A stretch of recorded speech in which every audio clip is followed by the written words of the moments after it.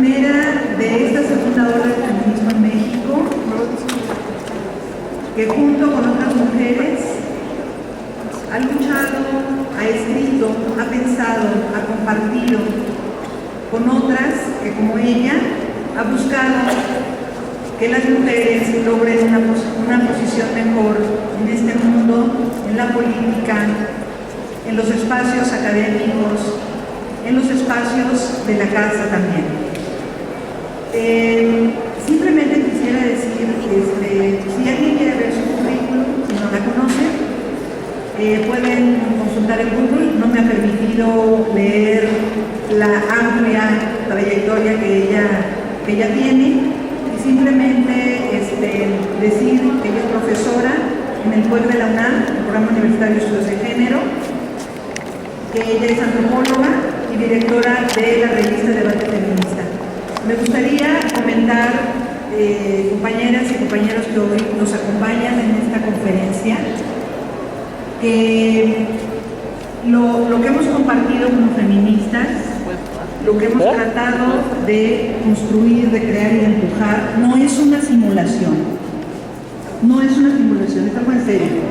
O sea, lo que planteamos es una construcción que ha implicado conocer y reconocer los laberintos institucionales de muchos espacios, de muchas instancias. Ha sido arrastrar la chancla, el lápiz, pensar, luchar. Ha sido un trabajo muy arduo que hemos podido compartir, y el día de hoy vamos a tener oportunidad de escuchar lo que de alguna manera se ha ido abstrayendo, teorizando, construyendo a partir de esta larga marcha de las mujeres mexicanas. Entonces, bueno, voy a ceder el micrófono a Amanda Lama, la dejo con ustedes, y ojalá que todo lo que nos diga pueda atravesar nuestro cuerpo, nuestro ánimo y nuestro propio lenguaje. Muchas gracias.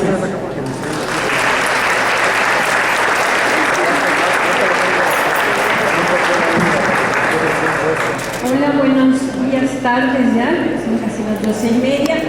No sé si se ve hasta atrás la pantalla, las diapositivas no se van a ver bien, ¿verdad? Por la luz. Bueno, igual se los platico, lo de PowerPoint era un apoyo. Quisiera empezar señalando esta dificultad que tiene el concepto género, porque quiere decir tres cosas al mismo tiempo. Hay tres homónimos de género. Uno es esa concepción tradicional en el español de clase, tipo o especie, en donde preguntamos qué género de música te gusta, qué género de literatura lees, y donde hablamos del género femenino para hablar de las mujeres y del género masculino para hablar de los hombres. Eso sigue vigente, pero al mismo tiempo, género es la traducción del gender en inglés y es sexo.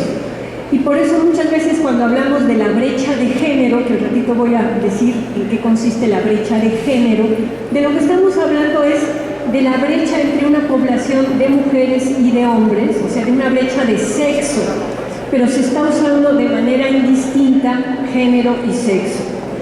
Y por último, en las ciencias sociales, en la filosofía política, en las políticas públicas, se está empezando a hablar del género como todo lo que la cultura hace que pensemos que es lo propio de los hombres y lo propio de las mujeres, y cómo estas ideas de lo propio de los hombres y lo propio de las mujeres las tenemos también en nuestro psiquismo, en nuestro inconsciente, y necesitamos vestirnos de una determinada manera, hablar de una determinada manera, etcétera, para sentirnos hombres o mujeres. Entonces, al mismo tiempo están esas tres acepciones de género. Pero bueno, no creo que valga la pena, no se ve hasta atrás. Yo creo que voy a hacer solamente la presentación hablada. Pero yo les propongo que veamos el género como un filtro cultural, un filtro que nos da la cultura, a través del cual vemos el mundo, pero también a través del cual nos relacionamos. Cuando estamos en cualquier lugar y entra un hombre o entra una mujer, vamos a reaccionar distinto de si es un hombre o es una mujer por estos mandatos culturales del género. Y también es una identidad. Entonces es un filtro, es una forma de relación y es una identidad. Y como los seres humanos somos seres biopsicosociales, biológico, psíquico y social, el género va a estar en el cuerpo, en la manera distinta en que camina un hombre o que camina una mujer. Va a estar en la psique, en los deseos y pulsiones diferenciados que tenemos hombres y mujeres, y va a estar en las relaciones sociales, en lo que la cultura nos va a decir. Yo siempre pongo un ejemplo que me parece entre chistoso y muy esclarecedor de género, y digo que si ahorita el gobierno de Querétaro invitara por ejemplo, a la embajada de Islandia a venir aquí, hombres y mujeres, y estuvieran aquí sentaditos, y también invitara a la embajada de Afganistán y viniera aquí el embajador con su mujer y con su equipo de trabajo, y yo les dijera a ustedes y a ellos que todos nos encueráramos, pues los escandinavos, los mexicanos y los islámicos, todos tendríamos lo mismo. Los hombres tendrían pene y testículo y las mujeres tendríamos vagina y pechos. Pero el género es distinto en Escandinavia, en México y en los países islámicos. Lo que se piensa culturalmente que es lo propio de las mujeres en Escandinavia es totalmente distinto. En Escandinavia tienen una presidenta mujer casada con una mujer y la sociedad acepta que su presidenta esté casada con una mujer. Y en el Islam las mujeres tienen que andar tapadas con velos. No sé, todos ustedes, bueno, sería un escándalo en el Islam, ¿no? Entonces, en términos de la sexuación, somos iguales, hombres y mujeres, variarán los colores, los tamaños, pero tenemos lo mismo básicamente, independientemente de la cultura. Pero el género es una construcción cultural. Por eso digo que el género en Escandinavia, el género en México y el género en los países islámicos es totalmente distinto. Por eso el lugar social que tienen las mujeres en los países escandinavos y el lugar social que tienen en los países islámicos y el que tenemos acá va a variar. Y más en un país como México, en donde coexisten tres tiempos históricos. Tenemos comunidades rurales e indígenas que viven con esquemas de género, con reglas de qué es lo propio de los hombres y lo propio de las mujeres del siglo XIX. Tenemos ciudades con esquemas de género del siglo XX y tenemos algunos grupos de élite política, élite universitaria, sobre todo generacionalmente, que viven con esquemas del siglo XXI. Entonces podemos tener tres formas de relaciones de género coexistiendo en nuestro propio país. Por eso la definición de género, para empezar a hablar de género y democracia, es que el género es una lógica cultural que está presente en todas las situaciones sociales, que tiene la construcción de la identidad psíquica y que condiciona el sistema jurídico. Esta lógica de la cultura tiene consecuencias materiales en términos de separación de lo que son los trabajos femeninos y lo que son los trabajos masculinos, de los salarios, de los espacios en los que se puede ir, etcétera, ¿no? Y por eso hay un tema que es muy importante cuando hablamos de género, y es que no hay que dejar de hablar de sexo, no de sexo en el sentido de relaciones sexuales, sino de biología, porque hombres y mujeres somos iguales como seres humanos. Nacemos de una mujer, todos nos vamos a morir, todos tenemos libido y pulsiones sexuales, todos tenemos las mismas facultades, ¿no? Todos podemos ser muy buena onda y decentes, pero también podemos ser corruptos y mala onda, hombres y mujeres. No hay una cosa que por ser mujeres nos haga más buenas, más puras y menos corruptas. Ahí tenemos al de Esther Gordillo como muestra perfecto que se puede ser una mujer y tener las mismas malas mañas que muchos caciques, ¿verdad? Pero fíjense, somos iguales en condición humana, pero somos muy distintos en tanto sexo. El proceso de concepción, gestación y parto se lleva a cabo exclusivamente en el cuerpo de las mujeres.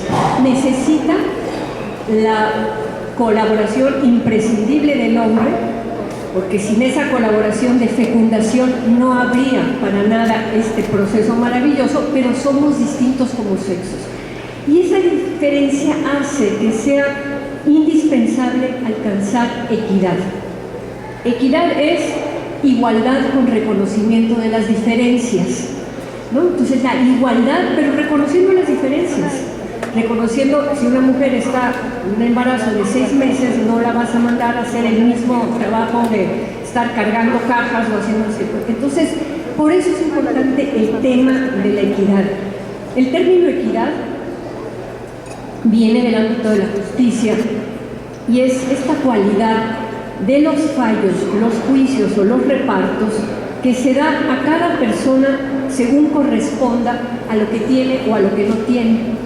Yo siempre pongo como ejemplo que cuando mandé a mi hijo una vez a un picnic en la escuela, una bola de mamás muy previsoras mandaron a sus niños con lunch y otras mamás que andábamos más volando en el espacio o clavadas en el trabajo, pues los mandamos así nada más. Y a la hora de la comida, las maestras vieron que había unos niños que traían lunch y otros que no traían lunch. Y con el dinero de ellas salieron a comprar unas tortas y fruta y demás. Y cuando regresaron, les empezaron a repartir a los que no tenían. Claro, pero los chavitos de 6 o 7 años protestaron y dijeron, ¿por qué no nos dan a nosotros y nada más les dan a ellos? Y hubo que explicarles, a ustedes no les damos porque ya tienen que comer, ellos no tienen. Aquí no puede haber una repartición pareja de darles a todo, puesto que unos ya tienen y unos no tienen. En eso consiste la equidad, en poder reconocer quién tiene, quién no tiene, y en función de eso hacer. La definición que me encanta jurídica es la cualidad por la cual ninguna de las partes es favorecida de manera injusta en perjuicio de la otra. Entonces, lograr equidad es lograr igualdad con reconocimiento de las diferencias. Y por eso la equidad de género, ver en qué momento hombres o mujeres necesitan algo, es un requisito fundamental para abatir esquemas arcaicos y discriminatorios. Yo les traía, pero no sé si se va a poder ver, aquí el Foro Económico Mundial que está en Suiza hace cada año, desde el año 2006, un análisis de los países para ver cómo está lo que ellos llaman la brecha de género, ¿no? Lo que es el Global Gender Gap. Lo que mide con estadísticas de cada país, mide el acceso que tienen las mujeres y los hombres a 4 cuestiones. Las 4 cuestiones son, la primera es participación y oportunidades económicas, salarios, qué tipo de trabajo están, etc. La segunda es educación. Hay el mismo número de analfabetos que de analfabetas, hay el mismo número de universitarios con doctorado entre hombres y mujeres, eso es lo que se mide en la educación. Y el tercero lo llaman empoderamiento político, y lo que miden es porcentajes de diputadas, de ministras y de jefas de Estado, y por último, salud y longevidad. Las estadísticas, les digo, hacen que se vea en el propio país cómo está la brecha. No comparan a los países entre sí, no van a comparar a Noruega con Nicaragua, por ejemplo, ¿verdad? Sin embargo, entre 135 países, México está ocupando el lugar 84 ahorita. Primero estuvo en el 75, la primera vez que se hizo, luego bajó al 93, luego al 97, al 99, volvió a subir un poquito, 91, 89 y 84. Lo interesante es ver, comparado con otros países de América Latina, tenemos el lugar 15, hay 14 países que no tienen esa brecha de género que nosotros tenemos. Nicaragua, Cuba, Costa Rica, Bolivia, Argentina. En paréntesis, junto va el lugar que ocupan. Por ejemplo, Nicaragua, Cuba, Costa Rica, Bolivia y Argentina están por arriba de Francia, de Estados Unidos, de muchos países desarrollados. México está en el lugar 15 y abajo de México están Chile, República Dominicana, Salvador, Belice y Guatemala. Hace unos años México estaba solamente entre Belice y Guatemala, ahorita ya hemos mejorado un poco. Pero lo más interesante es ver que el lugar donde hay mayor brecha es en participación y oportunidades económicas. En logros educativos se supone que hay una brecha de 69, y fíjense qué interesante, en salud y sobrevivencia no hay brecha, pero eso no quiere decir que estemos bien, sino que hombres y mujeres no hay una diferencia en el acceso a los servicios de salud, porque México no tiene un sistema de seguridad de salud equitativo y amplio para toda la población. Estamos igual de amolados, hombres y mujeres, con respecto a la salud pública. Y el empoderamiento político, tenemos una brecha más chiquita de 48, mucho más chica que la de logros educativos o la de participación económica, y eso se lo debemos al trabajo que se ha hecho en el IFE y en el TRIFE con las cuotas. Entonces, la pregunta es, ¿cómo cerrar esta brecha de sexo o brecha de género en distintos campos, con distintos salarios, con distintos puentes? Hay 4 espacios, la próxima, que requieren una intervención igualitaria o con equidad. Todo lo que tiene que ver con trabajo, el trabajo remunerado versus el doméstico. ¿Por qué no se está tomando en consideración ese trabajo tan imprescindible que hacen las mujeres en su casa? Todo lo que es toma de decisiones políticas, ¿no? Dinero, ingreso, bienes, ¿no? Y tiempo de ocio. Fíjense que hay muchas investigaciones, el INEGI acaba de hacer una investigación sobre uso de tiempo, en donde ve que aunque hombres y mujeres trabajen asalariadamente fuera, el sábado el hombre llega a la casa y bueno, se va con sus amigos, la mujer se pone al corriente de todo lo que no pudo hacer durante la semana de trabajo doméstico, de lavar, de planchar, de muchas cosas. Y el domingo el hombre le dice, van a venir mis cuates a ver el fútbol, ¿verdad? Entonces ella se tiene que poner a hacer de comer o arreglar para los cuates del señor. Entonces las mujeres tienen una carencia de tiempo de ocio muchísimo mayor que la que tienen los hombres, aunque sus trabajos supuestamente tengan lo mismo.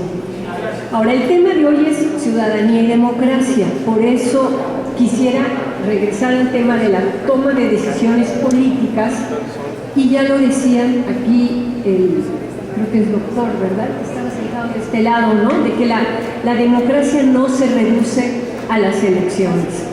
La democracia, digamos, como régimen político, quiere decir el proceso a través de los cuales los ciudadanos intervienen en las decisiones que les afectan en sus vidas. Y la democracia como forma de gobernar tiene que responder con eficacia a no solamente los problemas de pobreza y desigualdad, sino de cómo encontrar un orden social más justo. ¿Cómo le hacemos para encontrar? Esa es una de las preguntas importantes, ¿no? Y vamos a ver que la democracia representativa sigue siendo hasta el momento el único sistema legítimo para acceder al poder, pero la mitad de la población no está representada en esa representación política. El poder político es casi en su totalidad hombres. Yo veía las fotografías del Pacto por México y bueno, de repente entre 30 o 50 hombres veías Claudia Ruiz Massieu, secretaria de Turismo, y por acá Rosario Robles, pero son puntitos de color en fotografías de solamente varones, ¿no? Entonces tenemos que el poder político es en gran mayoría de hombres, el poder económico casi totalidad de hombres, el poder militar casi totalidad de hombres y el poder eclesiástico una totalidad de hombres. Por eso se dice que nuestro orden simbólico y nuestro sistema social y político son patriarcales. Esa es la razón de por qué se usa ese término de la antropología para decir que quienes controlan el poder son los padres, los patrones, por eso es patriarcal, ¿no? Y frente a esta situación, el tema de entender que la diferencia sexual es la única diferencia que se puede repartir mitad en todos los lugares del mundo. Tú agarras cualquier sociedad del mundo y va a haber una mitad de hombres y una mitad de mujeres. A lo mejor la mitad es 51 y 49 o 52 y 48, pero hombres y mujeres como especie humana estamos repartidos equitativamente, paritariamente. Tú no puedes repartir así las religiones. No es que tengamos una mitad de católicos y una mitad de musulmanes o una mitad de judíos, ¿no? Y tampoco puedes repartir así las edades. Entonces, el tema de la edad, el tema de la cuestión cultural. Tú no puedes dividir el mundo a la mitad entre dos culturas, ¿no? Hay muchísimas culturas, los rangos de edad son otros, de orientación sexual. La única diferencia, que es una diferencia constitutiva de la especie humana, que es el sexo, ahí sí estamos supuestamente 50-50. Y por eso es que se habla de paridad. Cuando uno dice la paridad del peso con el dólar, quiere decir que 12 pesos son igual a un dólar. Pero la paridad entre los seres humanos quiere decir que el 50% de los hombres es igual al 50% de las mujeres como seres humanos, ¿no? Entonces, a mí me parece súper interesante preguntarnos cómo surge en el campo político y en el campo electoral la discusión sobre la paridad. No la ponen las feministas, curiosamente, la pone la OCDE. Yo creo que ya ya está. Fíjense, la OCDE, la Organización para la Cooperación y el Desarrollo Económico, en 1991 hace un análisis que se llamó Las mujeres y el cambio estructural. Si ustedes se meten a la página de la OCDE, el informe está en inglés y en francés, pero lo encuentran, es el informe de 1991, y aquí por primera vez un organismo del tamaño de la OCDE plantea que la escasez de mujeres en puestos de dirección es un freno al desarrollo económico, y esto se vuelve un punto de referencia fundamental para la, en ese momento, Comunidad Europea, hoy Unión Europea. Les traje el párrafo, se los voy a leer porque no se lee bien hasta arriba, porque es muy interesante cómo lo formulan con este lenguaje político. Dice: las decisiones que determinan los grandes ejes de las políticas sufren las consecuencias de la no contribución de las mujeres.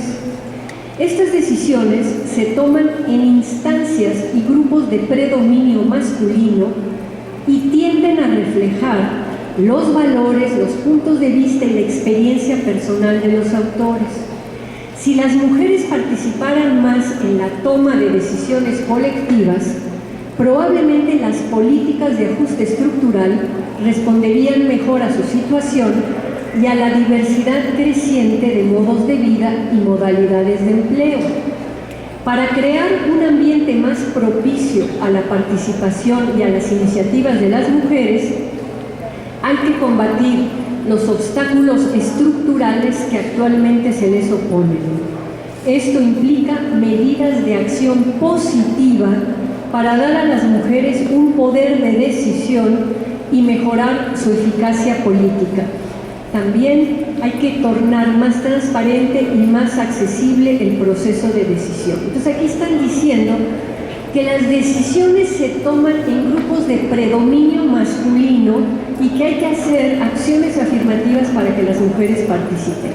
Este documento, que salió publicado en 1991, dio pie a la primera reunión de ministras europeas.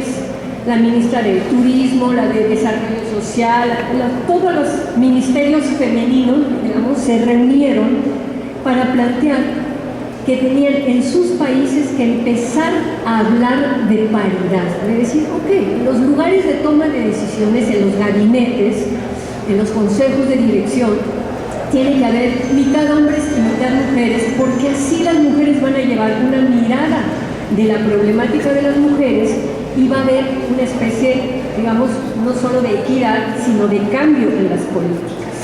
El objetivo de la paridad es garantizar la presencia proporcionada de hombres y mujeres en los espacios donde se toman las decisiones, pero no solo en el gobierno y en el parlamento, sino también en la escuela y en el hogar. Lo que plantearon las europeas, que no se está planteando con mucha fuerza aquí en México, es que los señores tienen que llegar también a tomar las decisiones adentro de la casa, que esta separación donde las mujeres han estado entrando al mundo público y masculino no ha llevado emparejado un movimiento de los hombres hacia el mundo privado y doméstico, ¿no? Por eso la paridad implica digamos, aprendizaje en la educación y en la igualdad de oportunidades educativas, pero también un reparto equitativo de las labores domésticas y de las labores de cuidado. Ahora bien, Si el objetivo es la paridad, ¿cómo se logra eso? En una democracia hay dos ejes que requieren una mirada de género. El primero es la construcción de mecanismos, como las cuotas, para lograr una democracia que eleve de manera organizada la participación de las mujeres en la vida republicana y rompa esos frenos, esos impases patriarcales que existen en los poderes políticos. Y por poderes políticos no solo son los partidos, sino son los espacios de gobierno. Y luego, el segundo punto son políticas públicas destinadas a crear las condiciones para que los derechos y las libertades de las mujeres sean efectivos y contribuyan a reducir las desigualdades. En este último punto, la gran discusión ahorita en Europa es la de la conciliación trabajo-familia, el entender que el gran punto, y se está llamando como ciudadanía incluyente, es que se vuelva una obligación de todos los ciudadanos otorgar cuidado y un derecho a recibir cuidado. O sea, todos los seres humanos, desde que nacemos, necesitamos que nos cuiden más o menos hasta que llegamos a la adolescencia. Luego ya podemos empezar a cuidar. Y todos cuando envejezcamos vamos a necesitar que nos cuiden. Y cuando enfermamos vamos a necesitar que nos cuiden. Y si nacemos con alguna discapacidad vamos a requerir cuidados. Entonces esto implica poner el tema del cuidado en el centro de la agenda política y no pensar que las mujeres, porque son femeninas, se van a hacer cargo gratis y en automático y por amor del cuidado, sino que eso requiere apoyos sociales, requiere mejores guarderías, construcción de asilos, requiere un sistema de seguridad social más amplio. O sea, es cambiar la lógica política. Y entonces hay países como Holanda que están pensando en que entre los derechos y obligaciones de un ciudadano, así como es tu obligación pagar impuestos y tu derecho a votar, que esté el tema de tu obligación es cuidar y tu derecho es ser cuidado. Y hay países como Noruega que a los chavos que van a hacer el servicio militar, en vez de mandarlos a marchar, los mandan a los asilos a cambiarle pañales a los viejitos y a las guarderías a cambiar pañales a los niños. Y eso hace que los hombres que no han estado cerca de todo lo que implica la vulnerabilidad humana tomen contacto no solo con el fusil y la marchada, sino también con este aspecto tan importante del cuidado. Entonces, el gran planteamiento de estos países escandinavos muy avanzados en todo el tema, sobre todo de seguridad social, es que lograr una ciudadanía igualitaria e incluyente requiere acciones afirmativas, también llamadas discriminación positiva. Y aquí la pregunta es si la acción afirmativa para las mujeres representa una discriminación en contra de los hombres.